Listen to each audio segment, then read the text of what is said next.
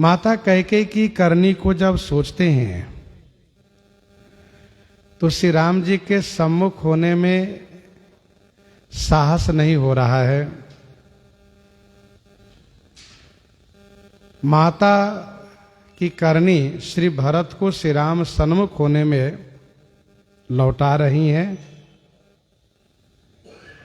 लेकिन भक्ति धीरज बल के धोरी से, भक्ति धीरज धोरी बल से चल रहे हैं। अर्थात श्री भरतलाल जी भक्ति और धैर्य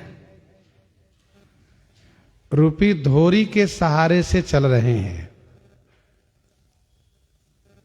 धोरी के बारे में कल हम लोग चर्चा कर रहे थे कि बैलगाड़ी में अधिक बोझ हो जाने से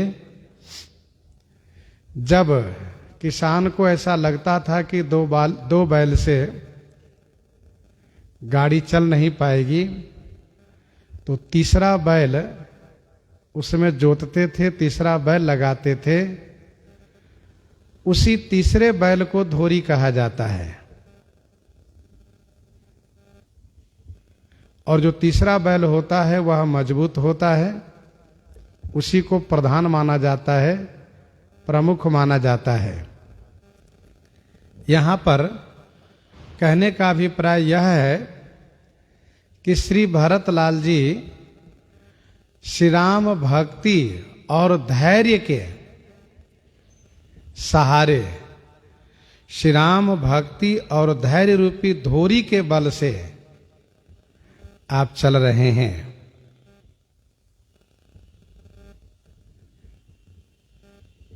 मातुकृत खोरी क्या है? तो कैकेयी नंदन मंदमती कठिन कुटिलपन किन्ह, जहि रघुनंदन जानकी ही सुख अवसर दुख दिन। यह है मातुकृत खोरी, जिन्होंने मेरे स्वामी को, मेरे प्रभु को वन का क्लेश दिया है, वनवास दिया है। और भक्ति क्या है? कहा भक्ति है यद्यपि जन्म कुमातुते मैसठ सदा सदोष। यद्यपि मेरा जन्म कुमाता से हुआ है, मैं 60 हूं, दोषी हूं, लेकिन श्री राम जी अपने सन्मुख आए हुए मुझ भरत को अवश्य अपनाएंगे, त्याग नहीं करेंगे। यह भक्ति है। आपन जानी न त्याग ही मोहि रघुवीर भरोस, यही भक्ति है। और जब श्री राम जी के उन शरणागत वत्सल गुणों को याद करते हैं श्री भरतलाल जी, तो इनको धैर्य होता है। किन गुणों को याद करते हैं? तो कूर कुटिल खल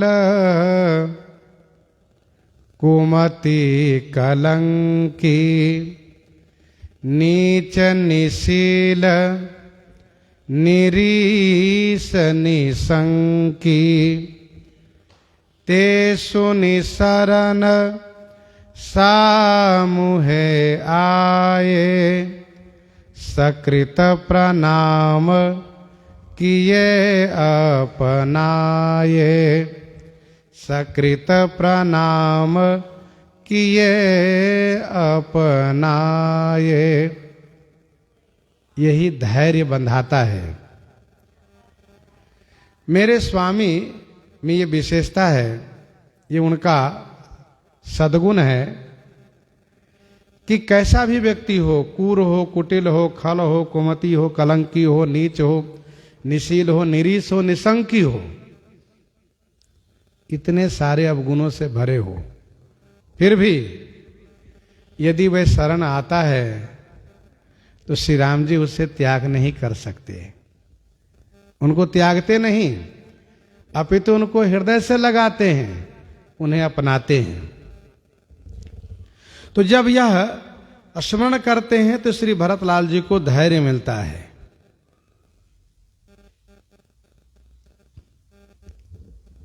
और जब समुझत रघु नाथ स्वभाव,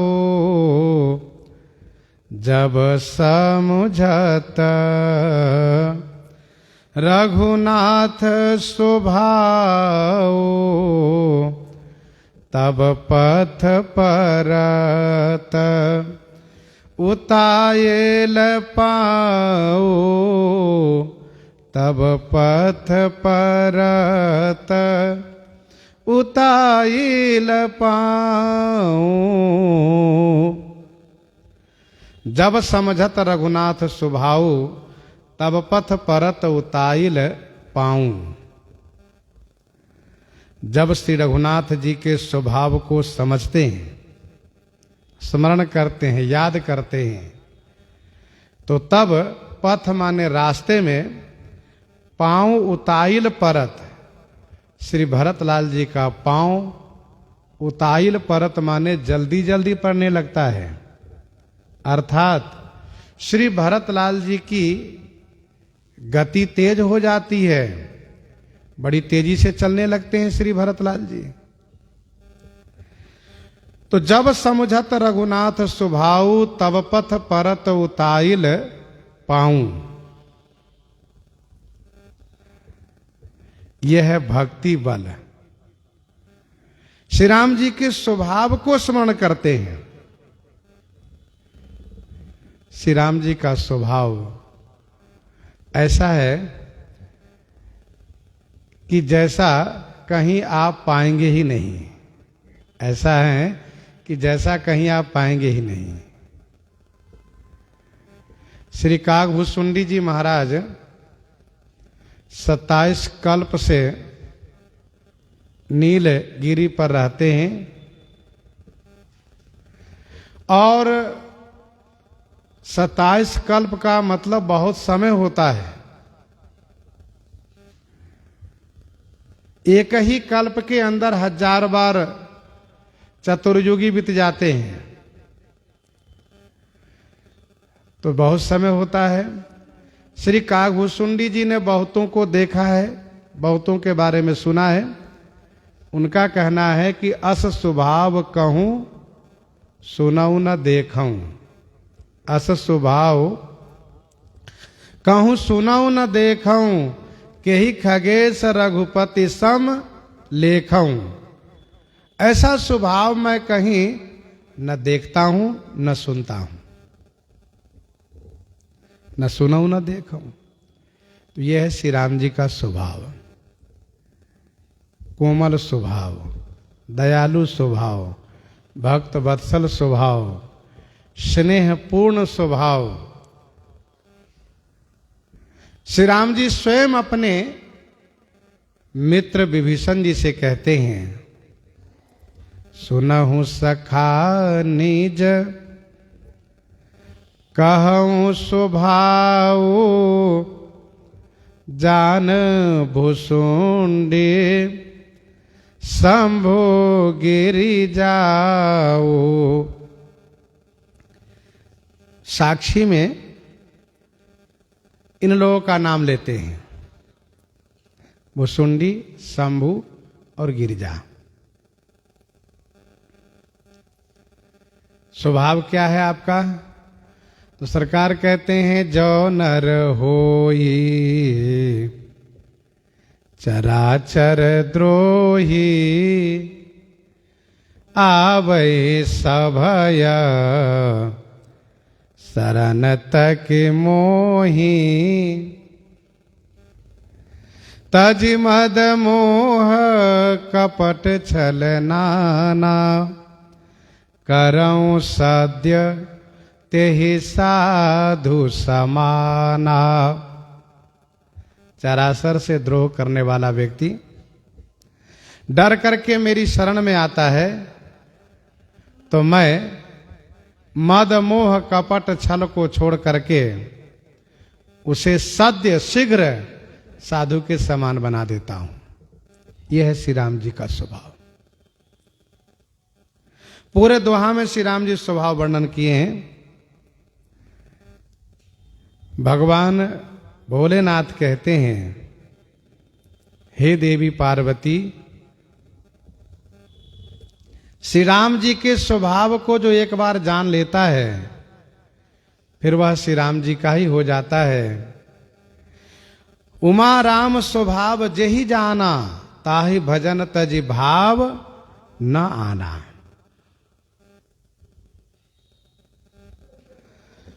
गोस्वामी जी कहते हैं श्री राम जी का स्वभाव कैसा है, यह देखिए। श्री राम जी का स्वभाव जन अवगुण प्रभु मानन काऊ, जन अवगुण प्रभु मानन काऊ, दीन बंधु अति मृदुल स्वभाव। जन अवगुण प्रभु मानन काऊ, दीन बंधु अति मृदुल स्वभाव। अपने दास के अवगुण को कभी मानते ही नहीं। यह है सुंदर स्वभाव। अच्छा, कोई भी जिनसे प्रेम करता है उनमें दोष नहीं देखता है। भगवान भी अपने भक्त से इतना प्रेम करते हैं कि उनमें अवगुण दोष कभी देखते ही नहीं है। जन अवगुण प्रभु मानन काऊ, यह है इनका स्वभाव। विनय पत्रिका 42 पद में गोस्वामी जी महाराज अनुग्रह करते हुए लिखते हैं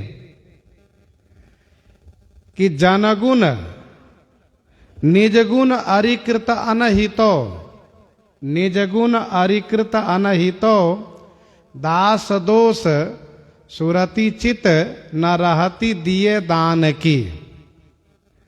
निजगुण अरिकृत अनहितो, दास दोष सुरति चित न रहती दिए दान की।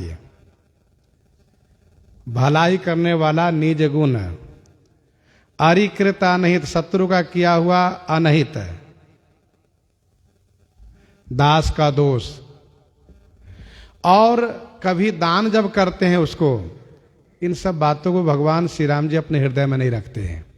निज गुण अरिकृत अनहितो, दास दोष सुरति चित न रहती दिए दान की। वाणी विसारणशील है मानद अमान की। गोस्वामी जी ने इसी बल से कहा कि तुलसीदास न विसारिए, मन क्रम वचन सपने हूं गति न आन की। तो कहने का भाव यह है कि श्री राम जी का स्वभाव जब श्री भरतलाल जी याद करते हैं तो इनका पांव जल्दी जल्दी पड़ने लगता है। श्री भरतलाल जी जल्दी से चलने लगते हैं। गीतावली सुंदरकांड 45 पद में भी गोस्वामी जी ने लिखा, श्री राम जी अपना स्वभाव कहते हैं, सत्य कहो मेरो सहज स्वभाव, सुनो सखा कपिपति लंकापति तुम सन कवन दुराऊ। सुनो सखा कपिपति लंकापति तुम सन कवन दुराऊ। जिनके हों हित सब प्रकार चित नाहिन और उपाऊ, तिनहि लाग धरि देह करऊं सब, डरो न सुजस सुभा नसाऊं। तो इस प्रकार से श्री राम जी का अद्भुत स्वभाव है।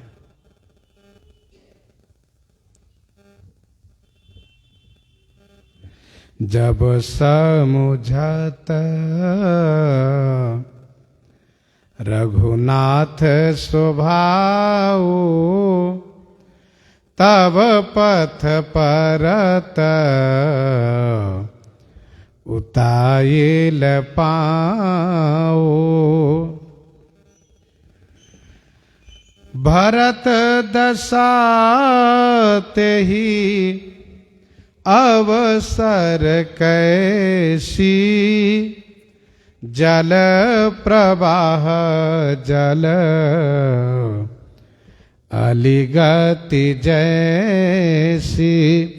जल प्रवाह जल अलिगति जैसी। भरत दशा तेहि अवसर कैसी। भरत दशा तेहि अवसर कैसी। तेहि अवसर उस समय में श्री भरतलाल जी की दशा कैसी है? तो मानसकार कहते हैं कि जल प्रवाह जल अलिगति जैसी, जल के प्रवाह में, जल की धारा में, जल अली माने जल भ्रमरी की जैसी गति होती है, वैसी ही श्री भरतलाल जी की समय की दशा है। जल भ्रमरी यह छोटा सा कीड़ा होता है, कीट होता है, देखने में खटमल जैसे लगता है, लेकिन आकार खटमल से बड़ा होता है इसका। और ये समूह में चलते हैं, ये समूह में चलते हैं। कभी भी आप, खास करके बरसात के समय में, नदियों में ये दिखाई पड़ते हैं, समूह में चलते हुए दिखाई पड़ते हैं। 100-200 की संख्या में लगभग रहते हैं और भी ज्यादा संख्या में रहते हैं। तो ये इस प्रकार से चलते हैं, ये इस प्रकार से चलते हैं कि देखने वाले को भी एक कौतूहल लगता है, देखने वाले को भी कौतूहल लगता है।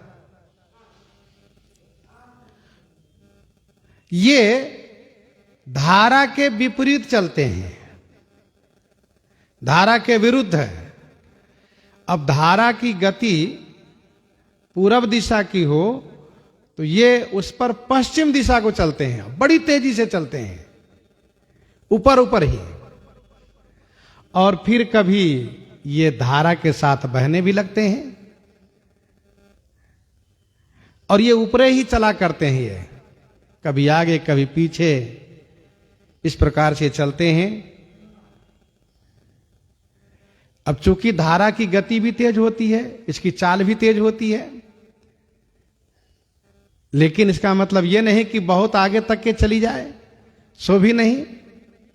तो जल भ्रमरी की गति तेज तो होती है, विपरीत चलती है ये, लेकिन फिर भी धारा अपनी गति से उसको बहा भी ले जाती है, उसी पर ये चलती रहती है, ये जल भ्रमरी। वैसे ही श्री भरतलाल जी की दशा है। इसको लोग पैरौवा भी कहते हैं, इसको लोग पैरौवा भी कहते हैं। इसको क्षेत्रीय भाषा में कहीं कहीं भौतुआ भी कहते हैं। इसी को कहीं कहीं मलाही भी कहते हैं, मलाही भी कहते हैं, और कहीं कहीं से जल भ्रमरी भी कहते हैं। तो अलग अलग क्षेत्र के अनुसार इसके अलग अलग नाम लिए जाते हैं। विनय पत्रिका 229 में गोस्वामी जी ने लिखा है भौतुआ शब्द। गोस्वामी जी ने लिखा, कहाँ भयो मन मिली कलिकाल ही, कहाँ भयो मन मिली कलिकाल ही, कियो भौतुआ भोर को। ये गोस्वामी जी ने कहा अपने मन को लेकर के। तो इसे भौतुआ भी कहा गोस्वामी जी ने। एक टीकाकार ने यह लिखा है कि जल आली माने जल भ्रमरी, उसको भी कहते हैं। किसको?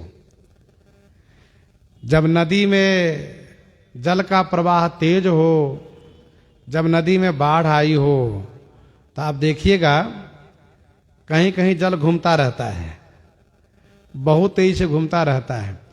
और वो घूमने वाला जो जल का क्रम है वो घूमते घूमते चलता रहता है, घूमते घूमते आगे भी जाता है, पीछे भी हो जाता है, कहीं कहीं स्थिर रहता है।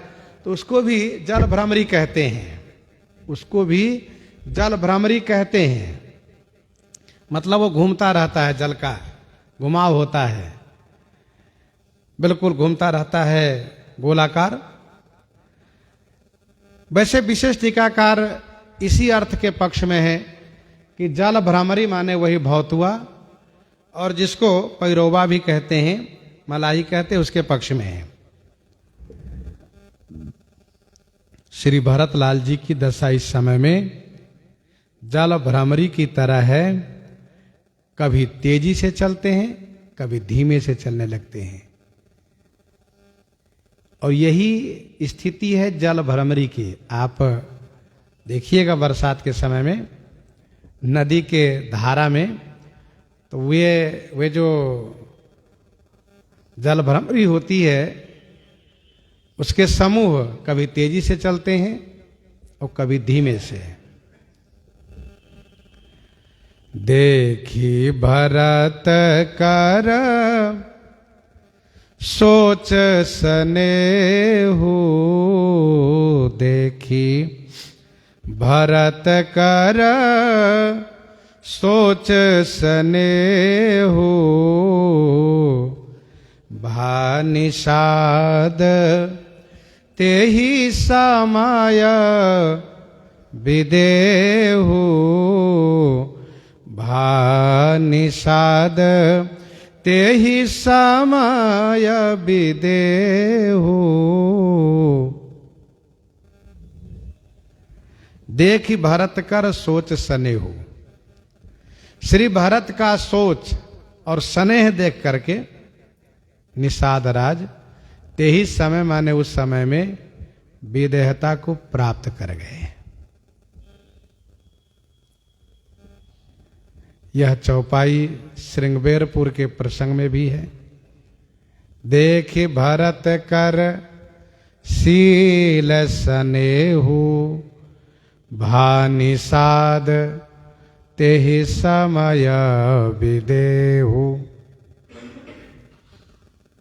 एक शब्द का अंतर है, वहां पर शील शब्द है और यहां पर सोच शब्द है। चौपाई बिल्कुल ज्यों के त्यों हैं। वहां पर शील शब्द का प्रयोग है और यहां पर सोच शब्द का प्रयोग है। तब निषाद राज ने श्रृंगबेरपुर में श्री भरतलाल जी का शील देखा। शील कैसे देखा? तो जासु छाह छुई लेइए सींचा, लोक वेद सब भांति हूं नीचा, जासु छाह छुई लेइए सींचा, तेहि भरी अंक राम लघु भ्राता। अर्थात मुझे श्री भरत ने अपने हृदय से लगाया, यह श्री भरत का शील गुण है। निषाद राज विदेहता को प्राप्त हो गए थे और यहां पर सोच शब्द है। देख भरत कर सोच सनेहु, जिसका अभिप्राय यह है कि निषाद राज ने श्री भरतलाल जी का सोच देखा, स्नेह देखा।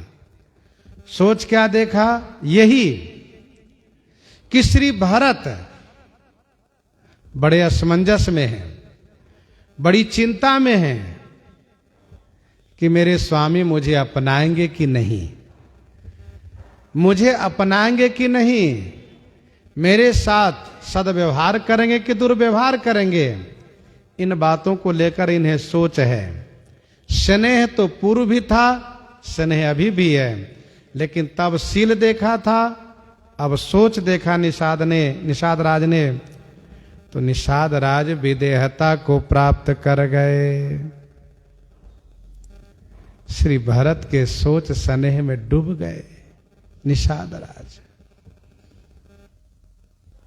निषाद राज सोचने लगे, इतने बड़े महान भागवत होकर भी ऐसी चिंता करते हैं, श्री राम जी के प्रिय भ्राता होकर के ऐसी चिंता करते हैं। इसका मतलब ये है कि सोच इसी प्रकार से मन में होना चाहिए, ऐसी दीनता होनी चाहिए। श्री भरत के प्रति श्री राम जी का जो स्नेह है, उस स्नेह से भी निषाद राज परिचित है। समझाते उन्होंने श्रृंगबेरपुर में कहा था, तेहि रात पुनि पुनि करहि प्रभु सादर सरहना, रावरी, फिर भी इतना सोच।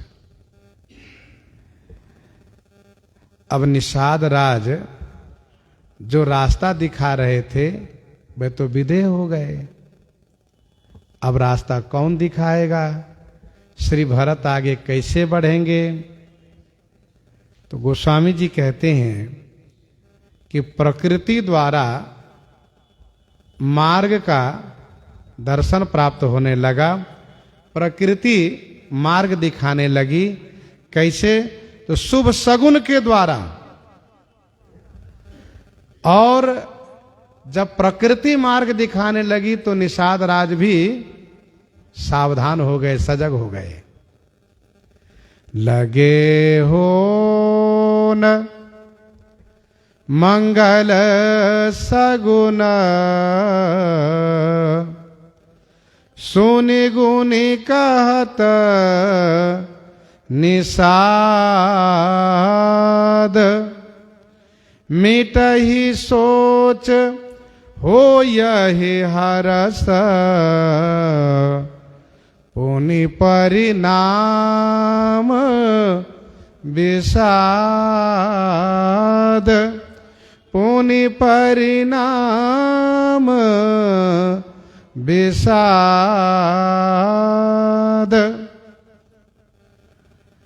लगे हो न मंगल सगुन, सुनि गुनि कहत निषाद, मिटहि सोच हो यही हरस, पुनि परिणाम विषाद।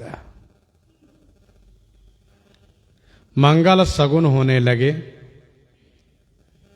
इस मंगल सगुन में जिन पक्षियों की बोली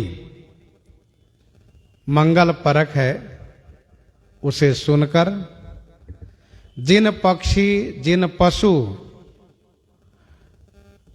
का दर्शन शुभ परक है उसे देखकर, सुन करके, गुनी माने गुणन करके, विचार करके निषाद राज कहने लगे। क्या कहने लगे? यही कि मिटा ही सोच, सोच मिटेंगे, सोच मिटेंगे, हर्ष होगा, लेकिन परिणाम माने आखिर में विषाद होगा। पुनि परिणाम विषाद, परिणाम विषाद परक होगा। लगे हो न मंगल सगुन, सुनि गुनि कहत निषाद, मिटहि सोच हो यही हरस, पुनि परिणाम विषाद।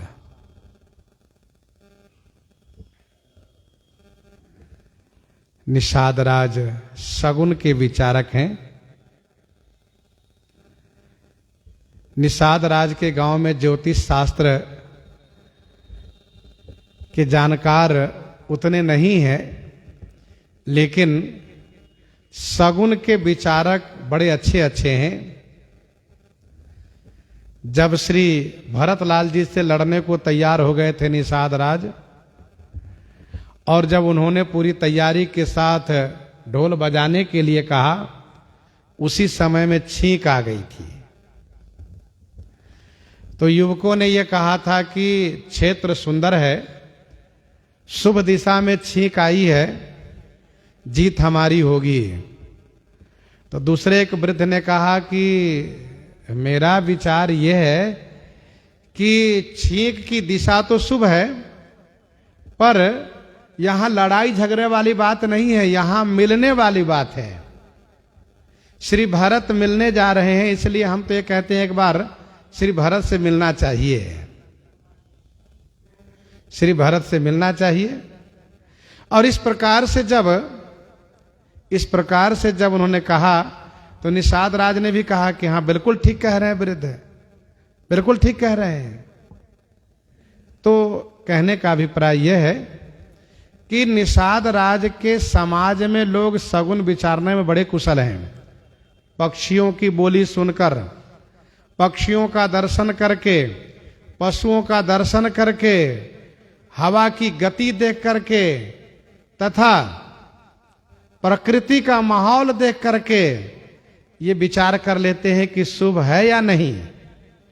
यद्यपि ये लोग जंगल में रहने वाले हैं, वनवासी हैं, वन के रहने वाले हैं, लेकिन शुभ और अशुभ के कुशल विचारक हैं। अब सब प्रकार से इलेक्ट्रॉनिक जो ये मशीनें हैं, जो यंत्र है, सबके पास उपलब्ध हो गई है। लेकिन इलेक्ट्रॉनिक मशीन के अभाव में पहले, इलेक्ट्रॉनिक यंत्र के अभाव में पहले लोग यूं ही समय का भी पक्का अनुमान लगा लेते थे कि समय कितना बज गया है, मध्य रात्रि है कि प्रातः काल का समय है। रात्रि में समय का अंदाज लगाते थे, दिन में समय का अंदाज लगाते थे। और उस जमाने के वृद्ध लोग ये अपने अनुभव से कहते थे कि समय क्या है, चलने न चलने में शुभ अशुभ का कहां क्या है, सब विचार कर लिया करते थे। तो यहां के लोग अर्थात निषाद राज के समाज के लोग सगुन विचारने में कुशल हैं। श्री भरतलाल जी चल रहे हैं, शुभ पक्षियों के, पशुओं के दर्शन होने लगे। जिनकी आवाज आई उनको सुना, जिनका शुभ दर्शन है उनको देखा। निषाद राज ने इस पर विचार किया और सचेत भी हो गए। विचार करके इन्होंने कहा, क्या कहा कि सगुन कह रहा है, सगुन कह रहा है कि सोच मिटेगा, सोच मिटेगा, हर्ष होगा, लेकिन आखिरी में विषाद भी प्राप्त होगा, पुनि परिणाम विषाद। और ऐसा ही हुआ है, और हुआ भी ऐसा ही है। सोच मिटा है। गुरु प्रसन्न साहिब अनुकूला,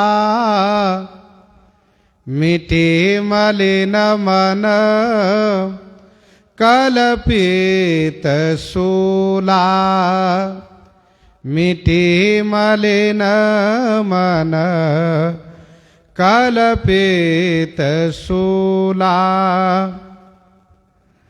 सब विधि सानु कुल लखी सीता,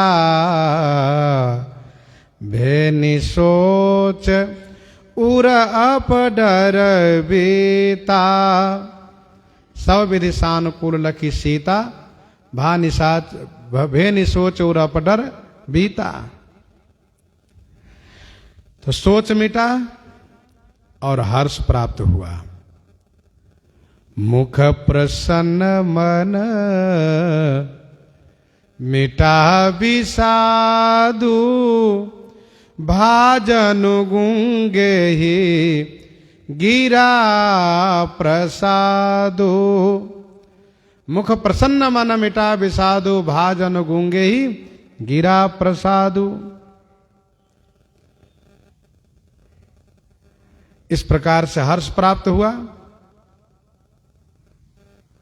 भरत मुदित आव लंब लहे ते, अस सुख जस सिए राम रहे ते। अस सुख जस सिय राम रहे ते। तो इस प्रकार से यह हर्ष हुआ है। और आखिरी में जब अयोध्या जी के लिए चले हैं तो विषाद प्राप्त हो गया है। मुनि महिषुर गुरु भरत भुआलु, मुनि महिषुर गुरु भरत भुआलु, राम विरह सब साज बिहालु। प्रभु गुण ग्राम गुणत मन माही, और सब चुपचाप चले मग जाही। तो विदाई होने के बाद विषाद प्राप्त हुआ है। निषाद राज के विचारक, निषाद राज के विचारा हुआ सगुन बिल्कुल सत्य हुआ है। गोस्वामी जी कहते हैं श्री भरतलाल जी ने भी इनके विचार को सत्य माना। सेवक वचन सत्य सब जाने, सेवक वचन सत्य सब जाने, आश्रम निकट जाए नियराने, आश्रम निकट जाए नियराने, सेवक वचन सत्य सब जाने।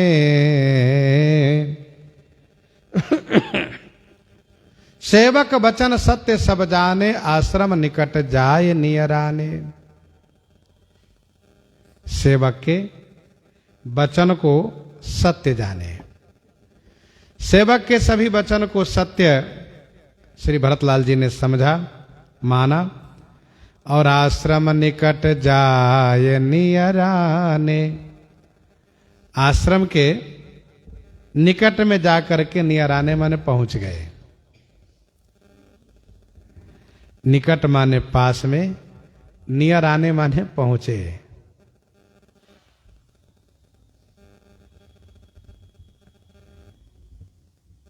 पास में पहुंचे, निकट में आ गए। सेवक वचन सत्य सब जाने। श्री भरतलाल जी ने निषाद राज के वचन को सत्य माना। ये जो कह रहे हैं बिल्कुल ऐसा ही होगा। मेरे ऊपर श्री रघुनाथ जी कृपा तो करेंगे, लेकिन लौटने में संशय है। क्यों? क्योंकि मैं हठ करूंगा नहीं और बिना हठ किए वे लौटेंगे नहीं। हठ करना ये सेवकाई धर्म के विरुद्ध है। जौ हठ करऊं तो निपट कुकर्मू, जौ हठ करऊं तो निपट कुकर्मू, हर गिरि ते गिरि सेवक धर्मू। जौ हठ करऊं तो निपट कुकर्मू, हर गिरि ते गुरु सेवक धर्मू। हठ करना ठीक नहीं है। तो ऐसा ही होगा। आश्रम के निकट में जाकर के पहुंचे। श्री भरतलाल जी श्री राम जी का आश्रम देख रहे हैं। भरत दीख बन शैल समाजू, मुदित क्षुधित जनु पाए सुनाजू।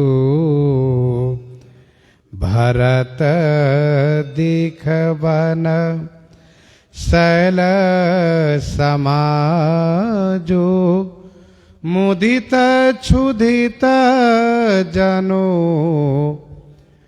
पाए सुनाजू। भरत दीख बन शैल समाजू, मुदित क्षुधित जनु पाई सुनाजू।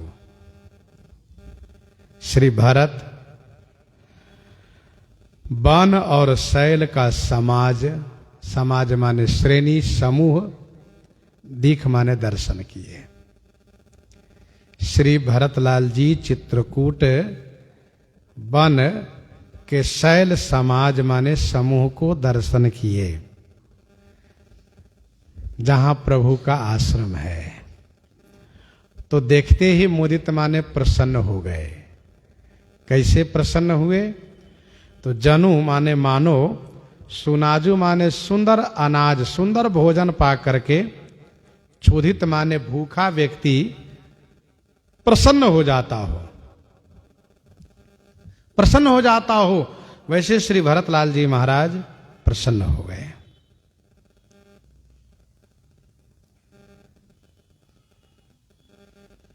श्री भरतलाल जी तब से दुखी हैं। कब से?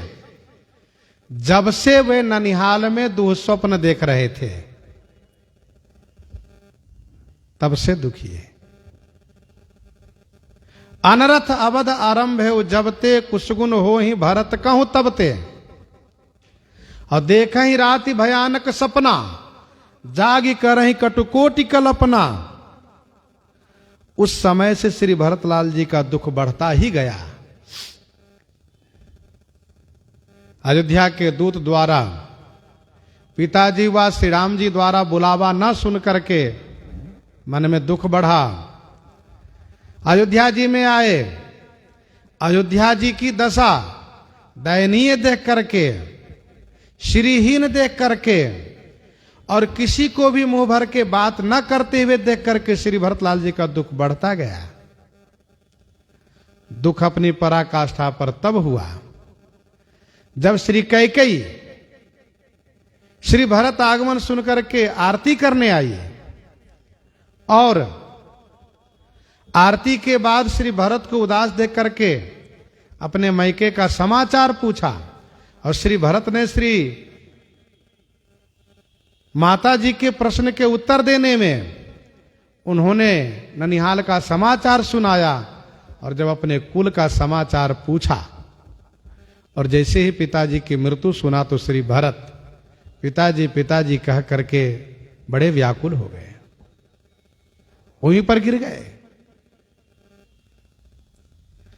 फिर इसके बाद जब उन्होंने पिताजी की मृत्यु का कारण पूछा और जब कैकेयी ने पिताजी की मृत्यु का कारण सुनाया तब श्री भरत का दुख अपनी सीमा पर चला गया, चुप हो गए।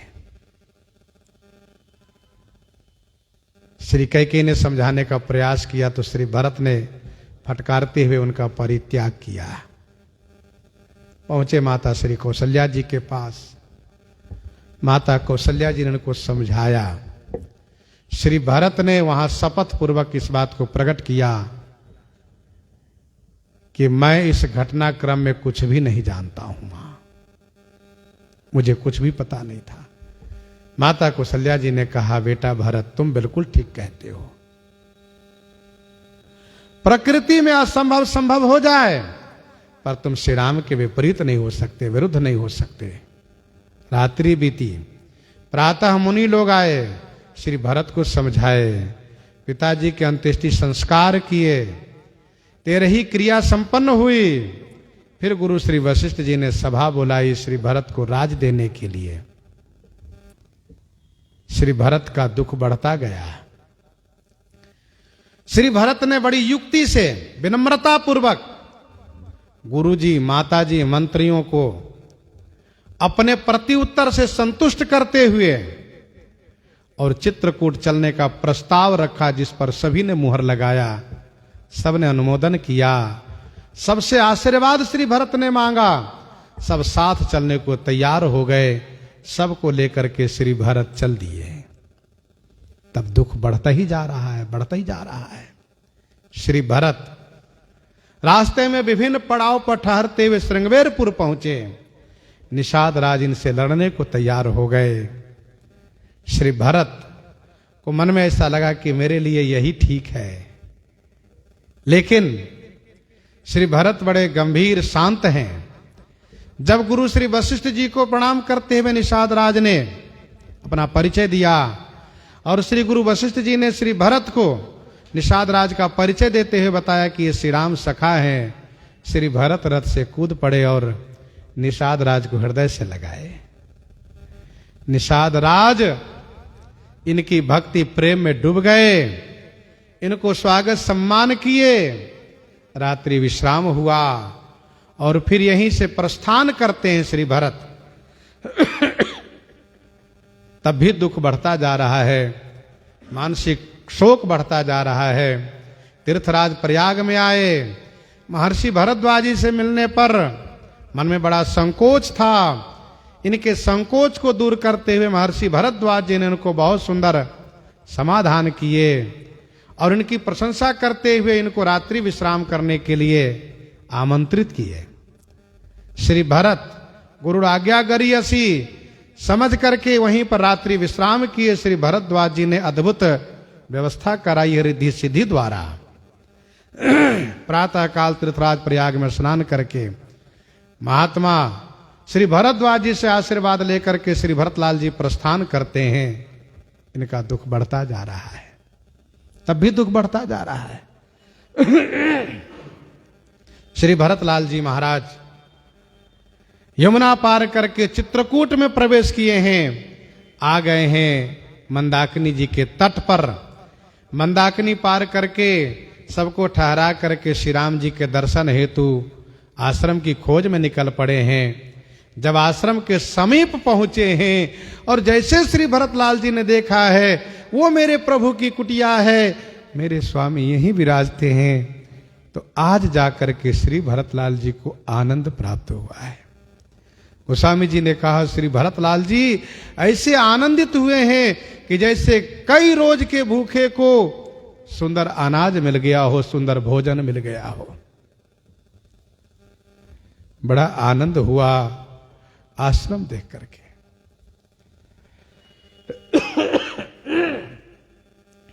श्री राम जी जहां विराजते हैं, जिस धाम में, जिस आश्रम में, जिस क्षेत्र में, जिस स्थान में, उस आश्रम की दिव्यता होती है।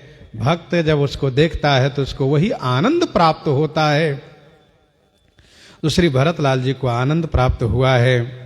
वैसे भूखे को यदि बासी भोजन मिल जाए, भले ही वह गंधयुक्त हो, सड़ा हुआ भोजन हो, फिर भी उसको प्रिय लगता है।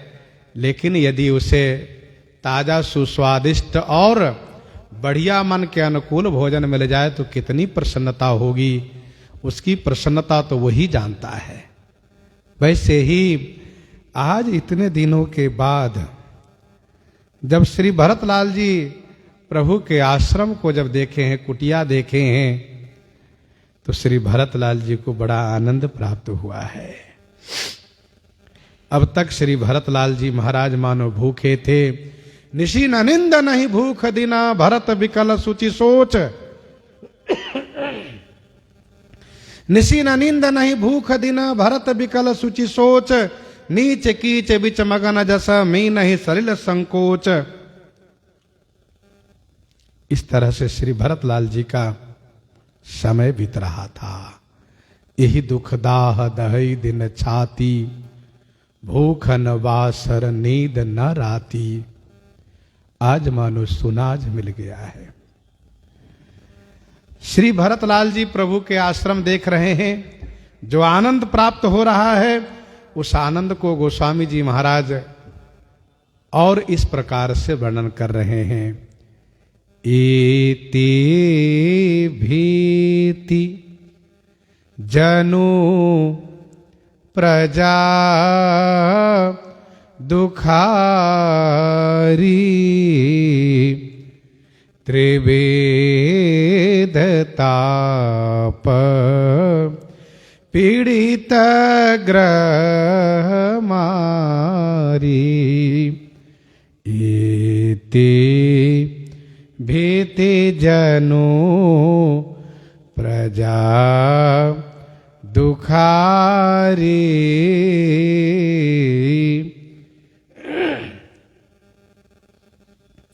इति भीति, इति के भीति माने भय से, मानो प्रजा दुखी हो। त्रिविध ताप और ग्रह मारी से पीड़ित हो। इति के भय से मानो प्रजा दुखी हो और त्रिविध ताप और ग्रह मारी से पीड़ित हो। यहां मारी के जगह भारी पाठ भी है, तो भारी पाठ का अर्थ होगा भारी ग्रह। जैसे 7.5 ग्रह शनि ग्रह से पीड़ित हो, और मारी का अर्थ होगा महामारी। ग्रह और महामारी से भी पीड़ित हो, ये इसका अर्थ होगा।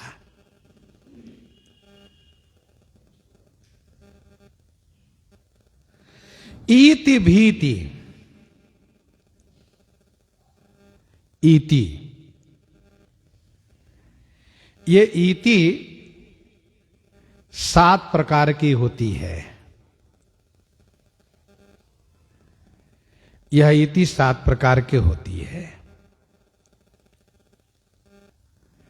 जिसका नाम है अतिवृष्टिर अनावृष्टिर मूसका सलभा सूका स्वचक्रम परचक्रम वा सप्तैते इतयः अस्मृता। ये 7 प्रकार की इति है। अतिवृष्टि, अतिवृष्टि माने बहुत वर्षा हो जाए, इतनी वर्षा हो जाए, इतनी वर्षा हो जाए कि फसल ही ना हो पावे, फसल ही ना हो पावे, यह इति। दूसरा है अनावृष्टि, वर्षा ही ना हो, वर्षा ही ना हो, किसान त्रस्त हो जाए, फसल लगा ना पावे, इसको कहते हैं अनावृष्टि। तीसरा है कि वर्षा वैसी हुई जो प्रजा के, किसान के अनुकूल वर्षा हुई,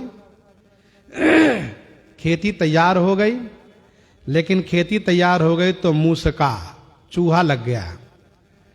ऐसा चूहा का प्रकोप हुआ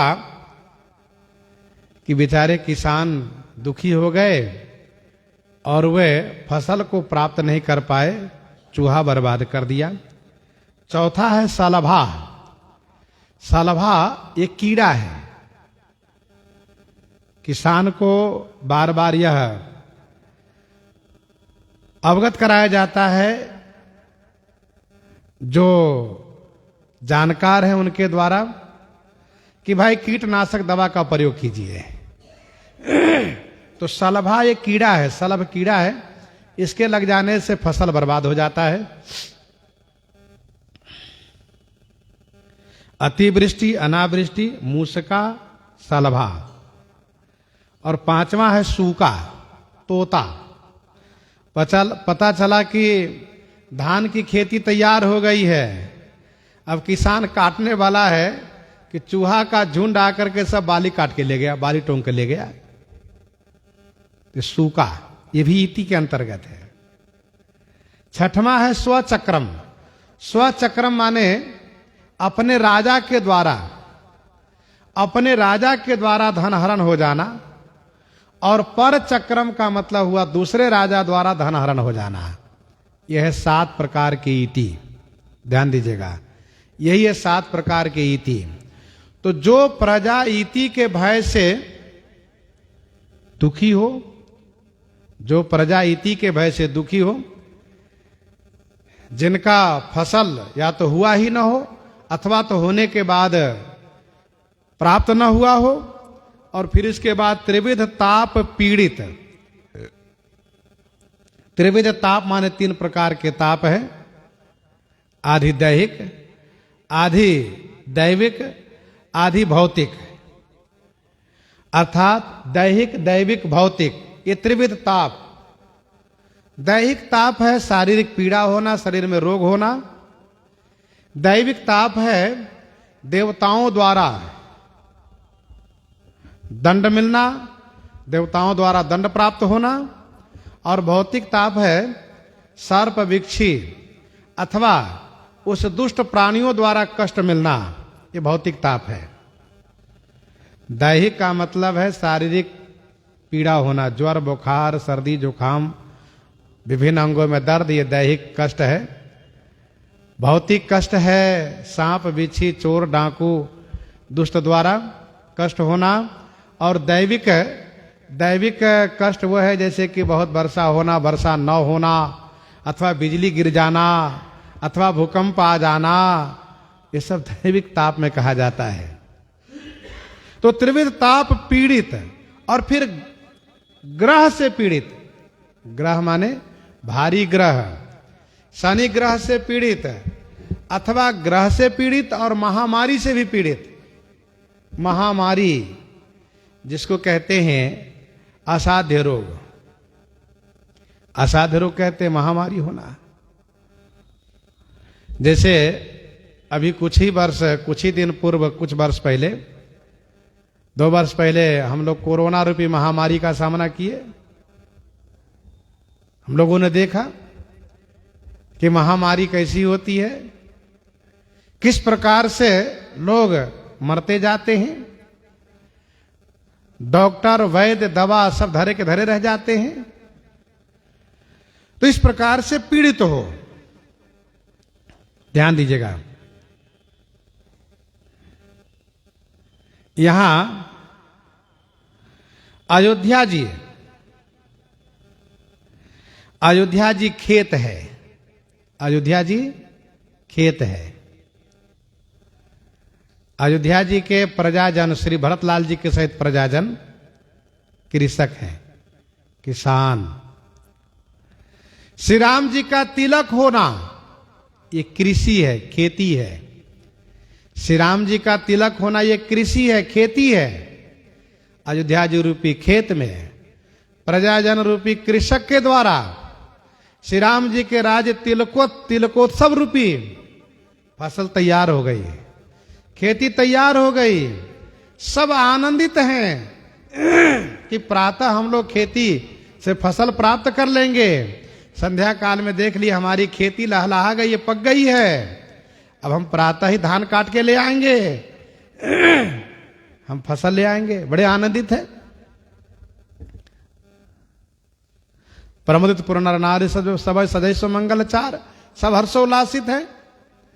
लेकिन प्रातः होते पता चला कि ईटी लग गई है, खेत की बाली गायब हो गई। खेत की बाली गायब हो गई, खेती नष्ट हो गई, ईटी लग गई। देवता सरस्वती, मंथरा, कैकेयी की कुचाल, ये सब ईटी का काम किया। देवता सरस्वती, मंथरा, कैकेयी, इन सब की कुचाल ईटी का काम किया। किन्ह मातुम इस काल कुचाली, किन्ह मातुम इस काल कुचाली, ईति भीति जस पाकत साली। धान पक गया था, बाली तैयार थी धान की, अब उसको ईटी ने समाप्त कर दिया। अब चाहे सूख चूहा ले गए और चाहे तोता ले गए। पहले धान के खेत में लोग खोदते थे, जिस खेत में चूहा लग गया हो उसको खोद करके धान की बाली निकालते थे लोग। तो इस प्रकार से ईटी लग गया, ईटी का भय हुआ।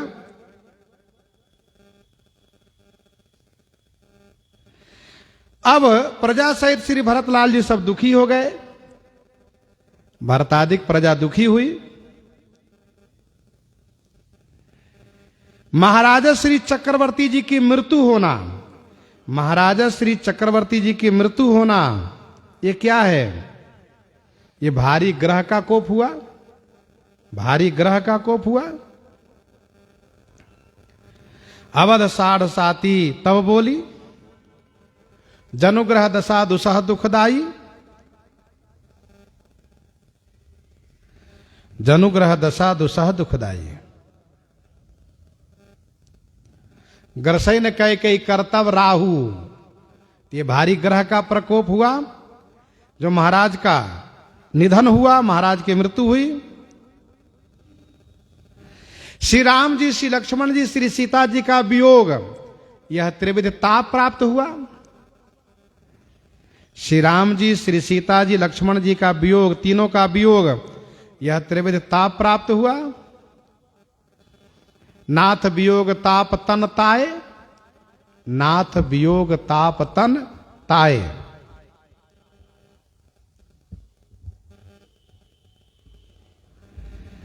इस प्रकार से प्रजा पीड़ित होकर के, इस प्रकार से प्रजा पीड़ित होकर के, दुखी होकर के, और वह प्रजा दूसरे देश के, दूसरे राज्य में जाकर के सुखी होती है। दूसरे देश के, दूसरे राज्य में जाकर के प्रजा सुखी होती है। उसी प्रकार से समाज श्री भरतलाल जी सुखी हो रहे हैं चित्रकूट देश में आकर के। जाये सुराज सुदेश सुखारी होहि भरत गति तेहि अनुहारी जाई सुराज सुदेश सुखारी होहि भरत गति तेहि अनुहारी।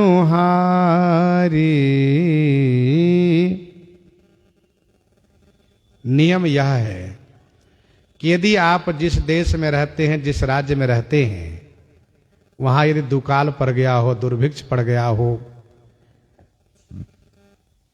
अन्न के लाले पड़ गए हैं, भोजन मिल नहीं रहा है, भूखे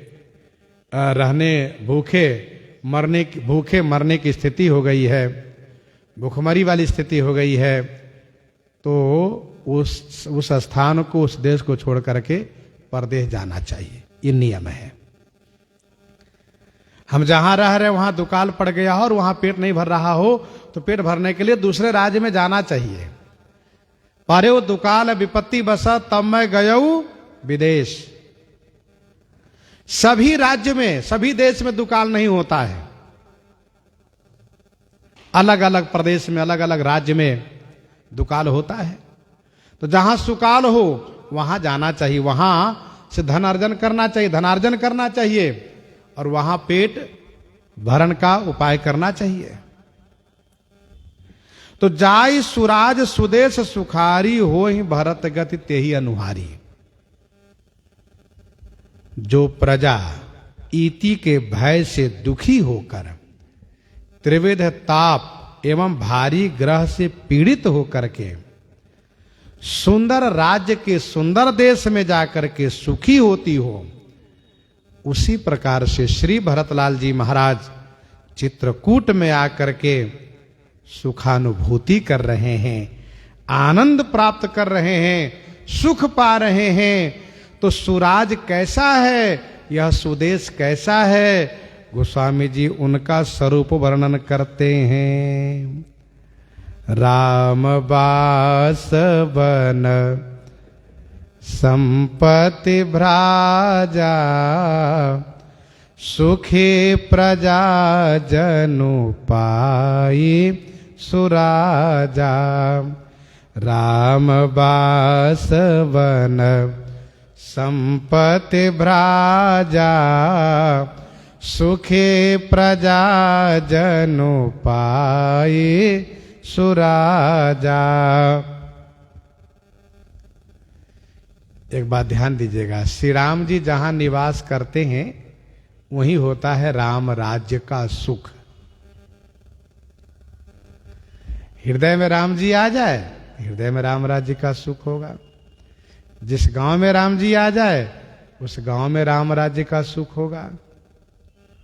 जहां श्री राम जी आ जाए वहीं श्री राम राज्य का सुख प्राप्त होता है, क्योंकि श्री राम राज्य का सुख तो श्री राम जी के साथ ही रहता है। जहां राम तहां सबोई समाजू बिनु रघुवीर अवध नहीं काजू। इसलिए गोस्वामी तुलसीदास जी महाराज ने श्री राम कथा के द्वारा सब जगह श्री राम जी को पहुंचाया, सब जगह पहुंचाया।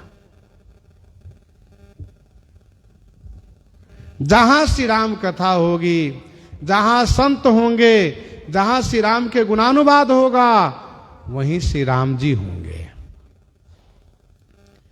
भरत राम रिपुदवन लखन के चरित सरित अनहवैया तुलसी तब के सहजहु जानबे रघुवर नगर बसैया। तो वहीं राम राज्य का सुख होगा। ये उदारता गोस्वामी तुलसीदास जी की है, जिन्होंने सब जगह श्री राम राज्य का सुख पहुंचाया है। तो श्री भरतलाल जी देख रहे हैं कि चित्रकूट में राम राज्य का सुख है, चित्रकूट में राम राज्य का सुख है।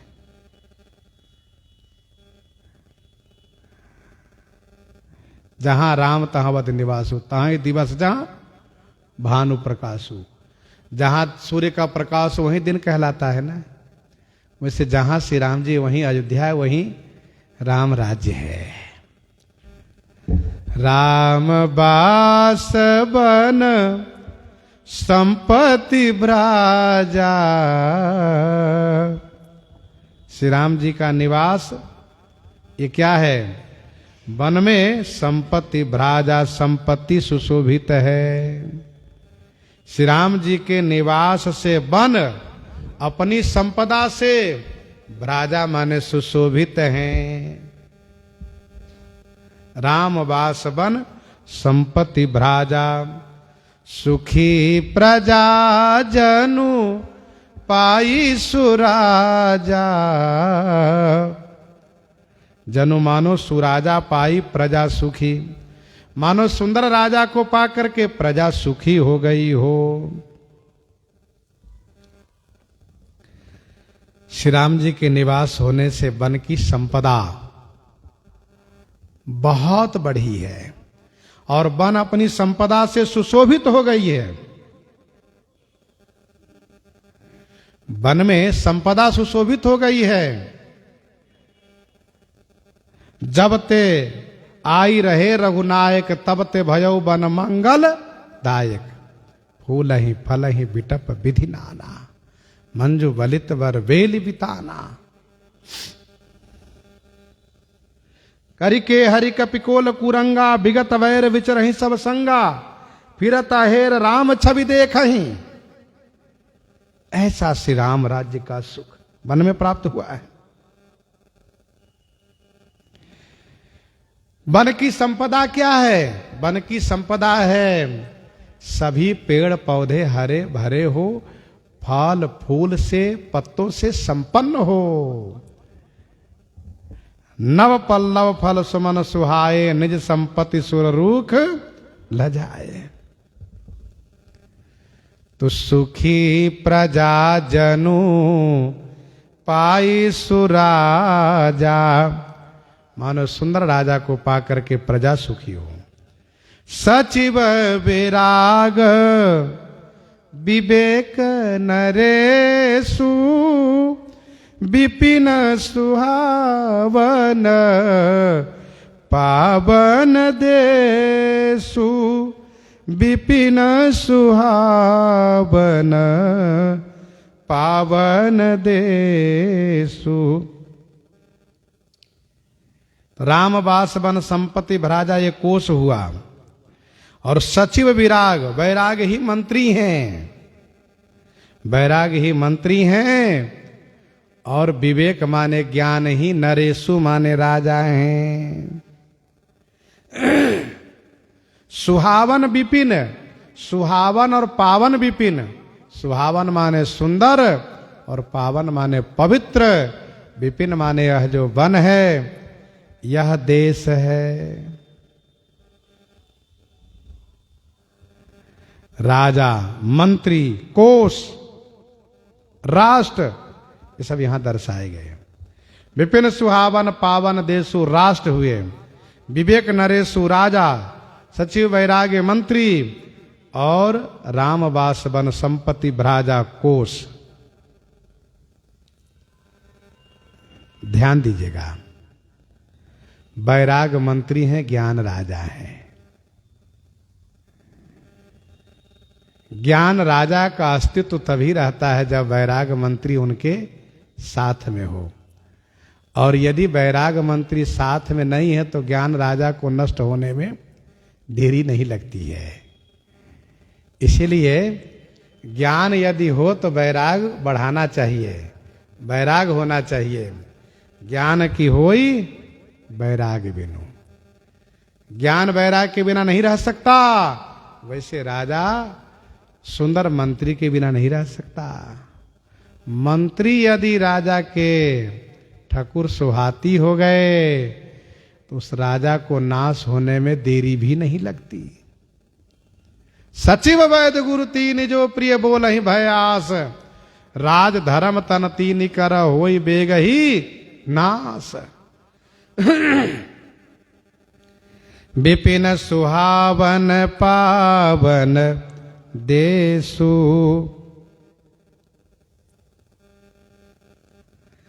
कहने का भाव ये है कि वन में रहिए तो वैराग बढ़ता है, ज्ञान भी बढ़ता है।